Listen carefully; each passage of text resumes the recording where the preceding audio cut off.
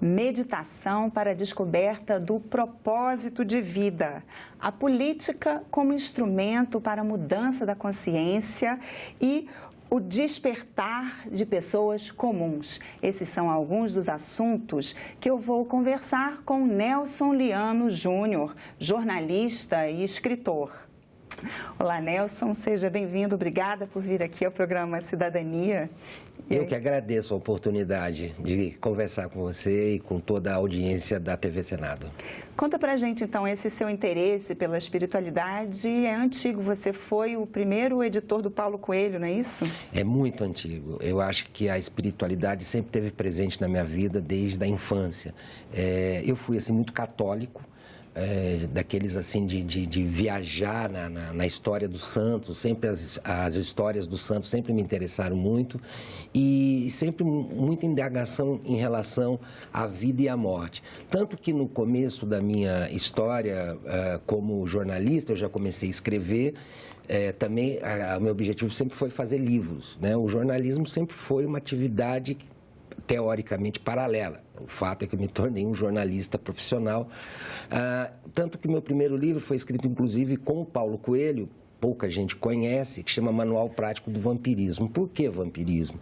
Porque eu já indagava a questão da imortalidade. E naquela época eu achava que era possível, como as lendas, como as histórias, como o mito do vampiro não morre, eu achava que era o caminho da imortalidade. Mas aí depois, através das minhas vivências, eu fui vendo que a imortalidade é uma coisa que transcende o corpo.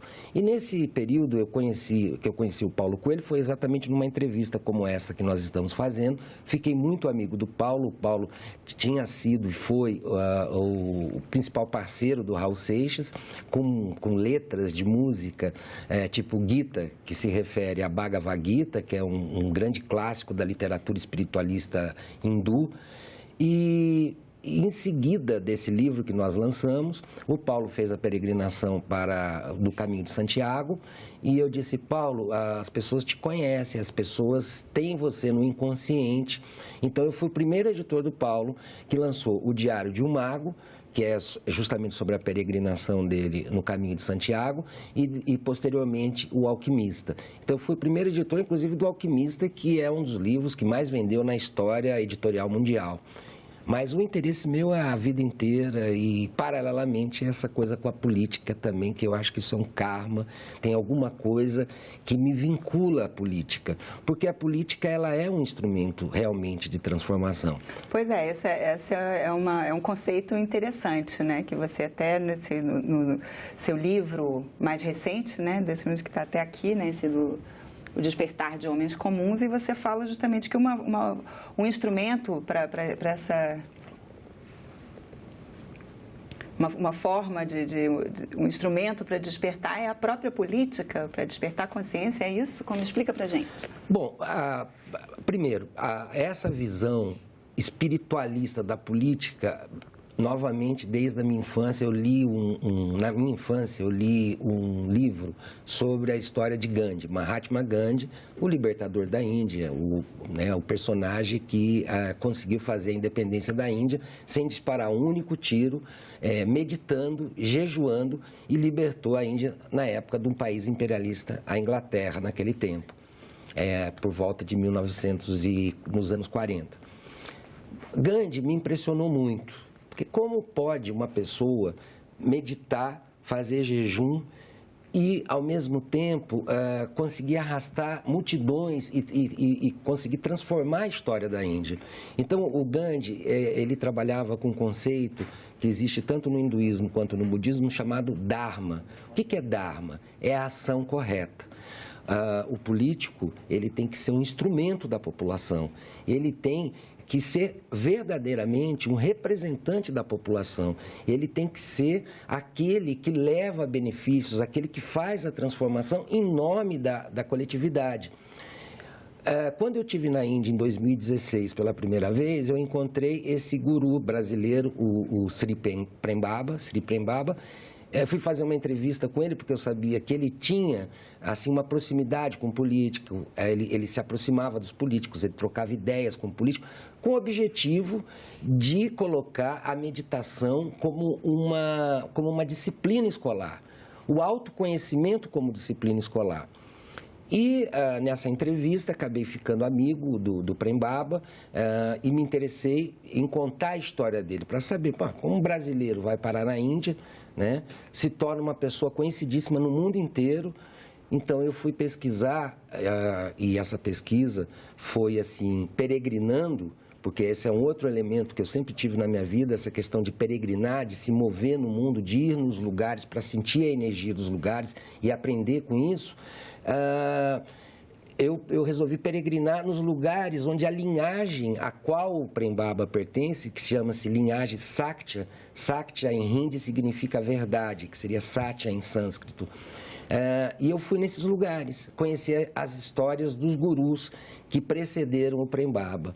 E aí eu vi novamente que tem um guru da linhagem Sakya chamado Girinari Baba, que teve muita ligação com a política, com objetivos, inclusive, parecidos com os quais o Prem Baba tem hoje, aqui no Brasil e no mundo, que é você utilizar a política como um instrumento de autoconhecimento, como um instrumento de levar benefícios reais à vida das pessoas.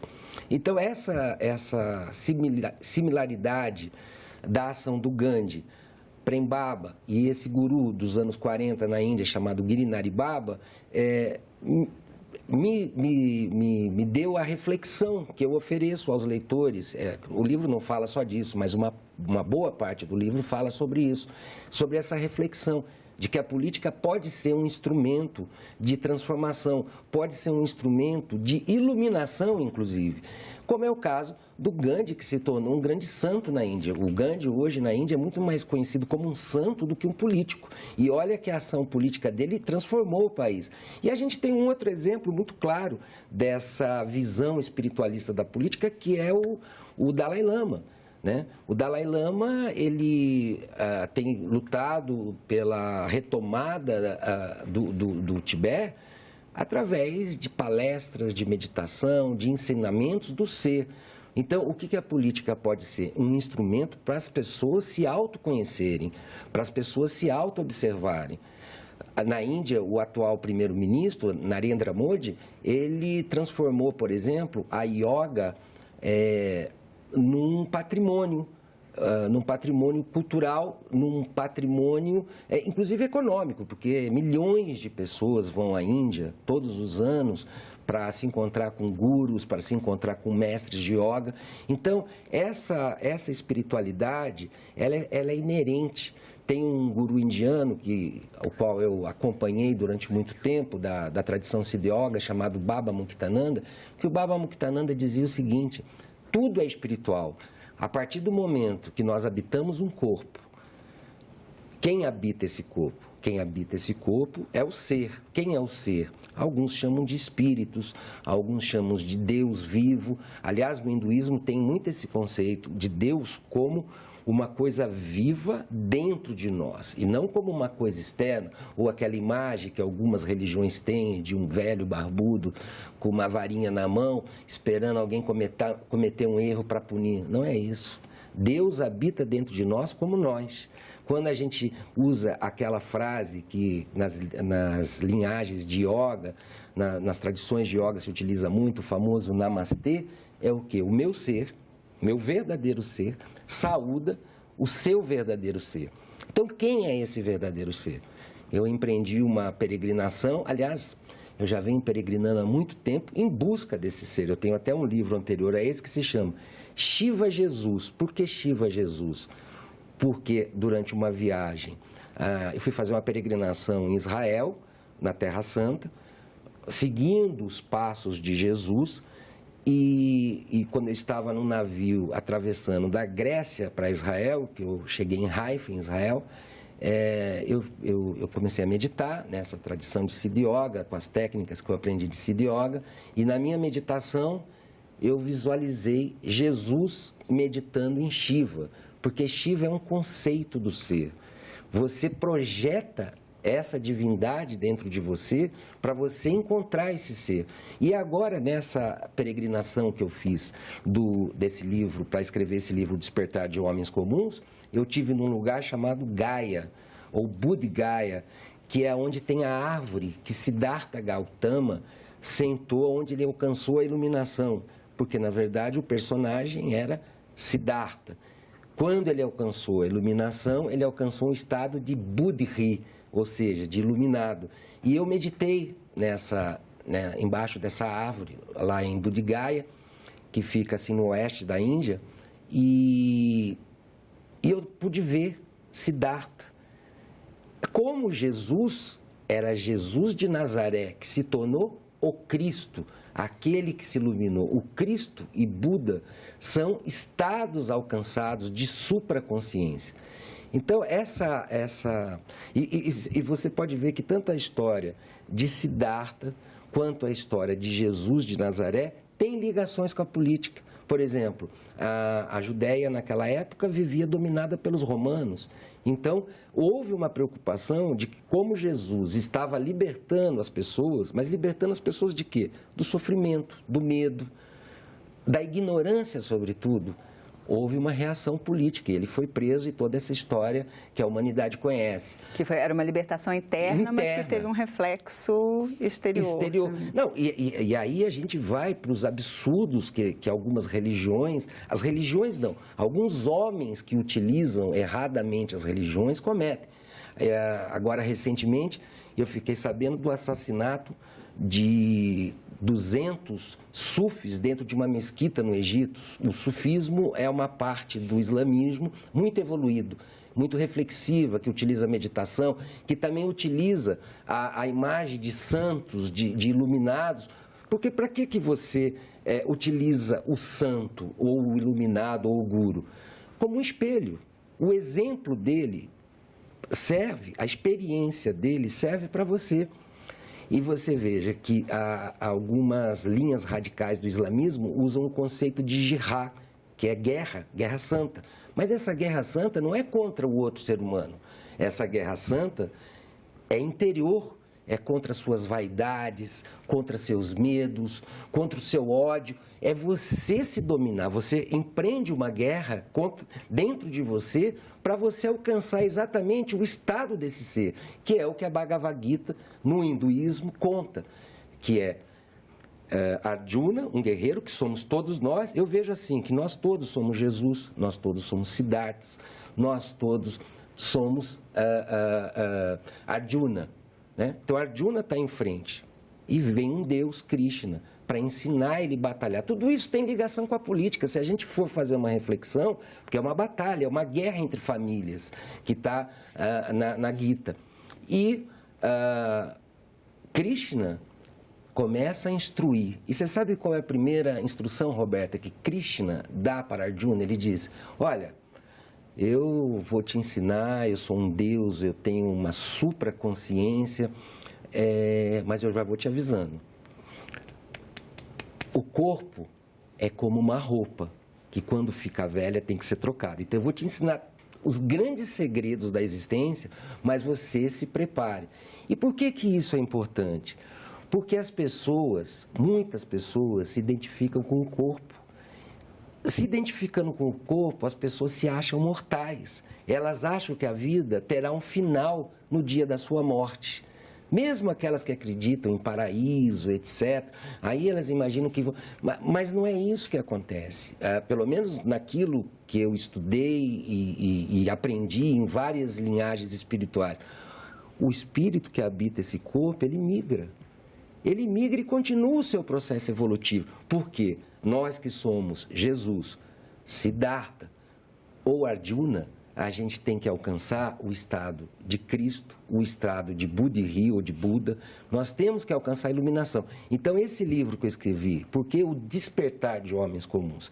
A mensagem desse livro é bem simples.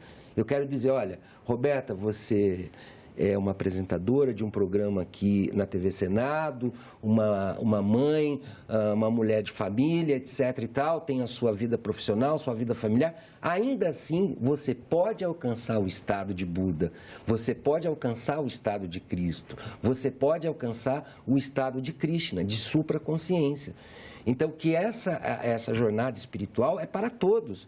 E não só para um sadhu, como existe na Índia, que se retira e vai para uma caverna meditar, que abandona todos os bens materiais. Não é preciso isso para você se conhecer, porque a chave é autoconhecimento.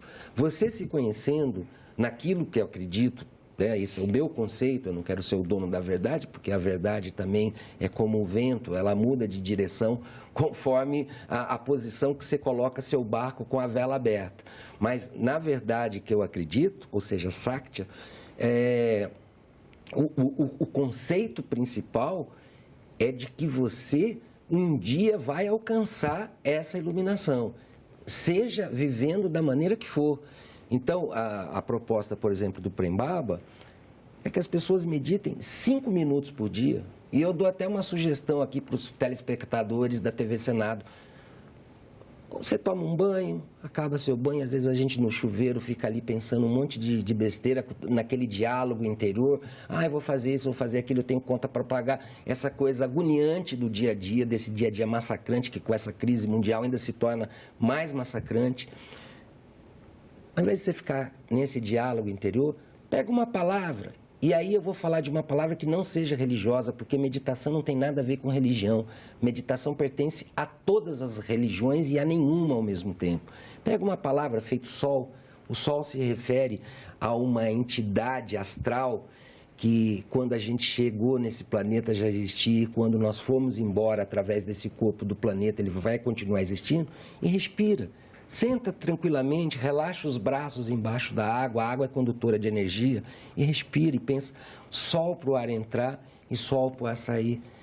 Se não for 5 minutos, que seja 1 minuto de concentração, no dia seguinte você faz 2 minutos ao final do banho, com a água ali, sentado tranquilamente. Pode ser, não precisa encontrar uma postura iógica, porque as pessoas também mitificam muito o caminho espiritual. Acham que isso é uma coisa esotérica, isso é uma coisa para iniciados, isso é uma coisa para pessoas especiais. E não é. Você sabe muito bem, na floresta amazônica, nós temos caboclos que têm um profundo conhecimento da cura do corpo e do espírito. Aqui mesmo no Brasil, na Amazônia, e eu vivo na Amazônia, e tive durante anos, e tenho ainda, contato com esses caboclos que através de plantas de poder, se conhecem, fazem essa transição. Só para terminar, o fato é uma questão física. Nós somos como um rio e todos os rios desaguam no oceano e um dia nós vamos chegar lá. Vamos dar uma olhadinha em umas fotos suas da viagem, de uma das suas viagens à Índia. Você vai explicando para a gente.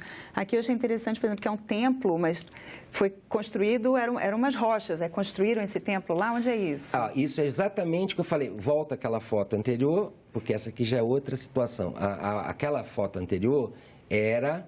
Não vai dar para voltar, mas aí você conta para a gente, então. Vou contar. Ali é uma caverna onde Siddhartha meditou, é próximo de Bodh Gaya, na Índia, onde Siddhartha meditou, e nessas meditações que ele fez naquela região, ele acabou chegando embaixo dessa árvore e se iluminando. Ali é um templo shivaísta, onde Siddhartha meditou para posteriormente se tornar o Buda. Aqui, isso é Allahabad, na Índia. Aí pode soltar essa, que acho que tem mais de uma desse mesmo lugar. Esse é o grande guru, o grande santo da linhagem Sakya.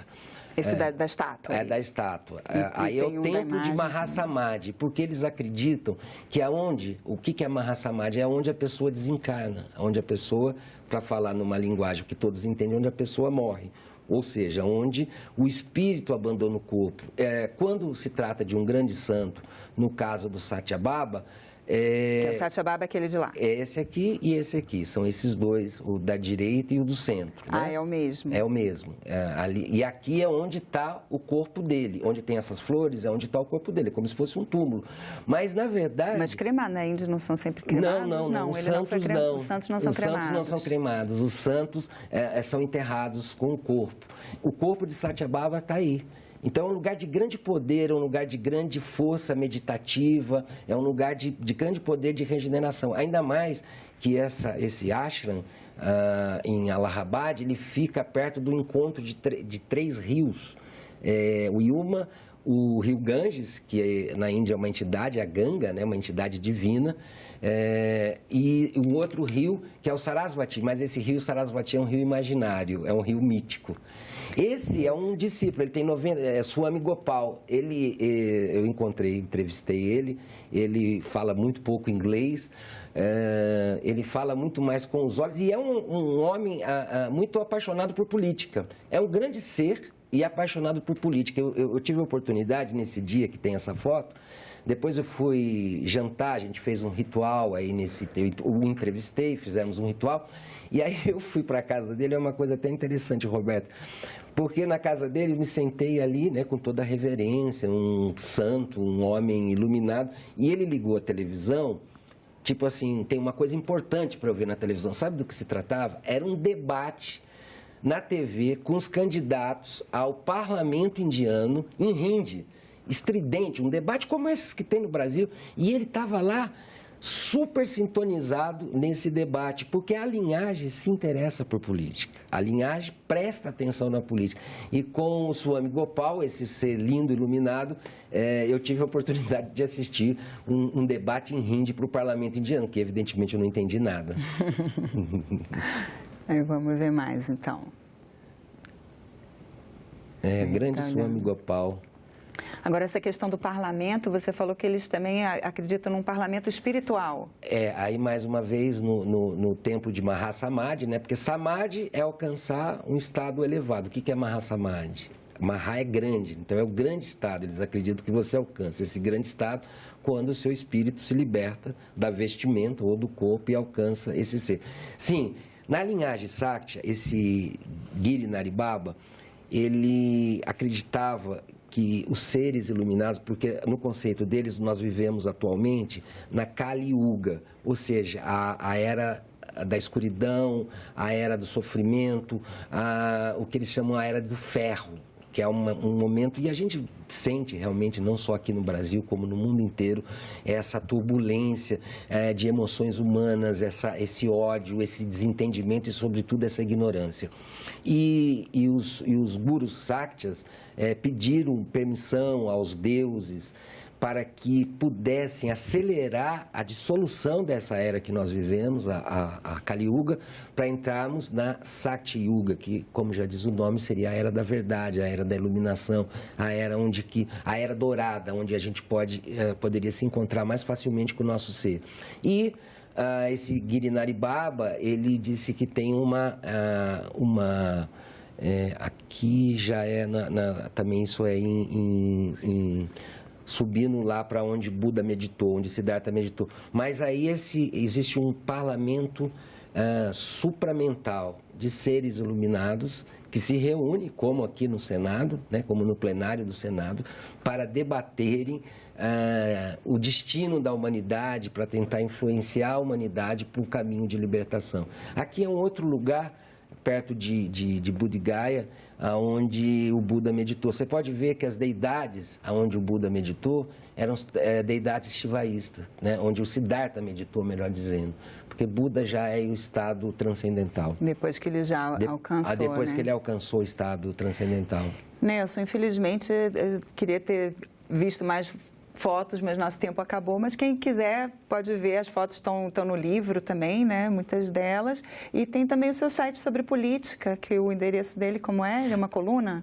Eu tenho uma coluna lá no Acre, no site ac24horas.com. Já tem há 5 anos, eu escrevo diariamente sobre política, analisando a política do Acre, da Amazônia, do Brasil, do mundo, em alguns momentos. Sempre tentando, assim, passar uma mensagem reflexiva, né, nesse sentido da política como um instrumento de transformação. O tempo realmente é mais curto do que parece, quando o papo tá bom. Nelson, muito obrigada, então, pela sua participação aqui. Eu conversei com o jornalista e escritor Nelson Liano Júnior. Você pode acessar essa entrevista ou outros programas da TV Senado no nosso site, senado.leg.br/TV.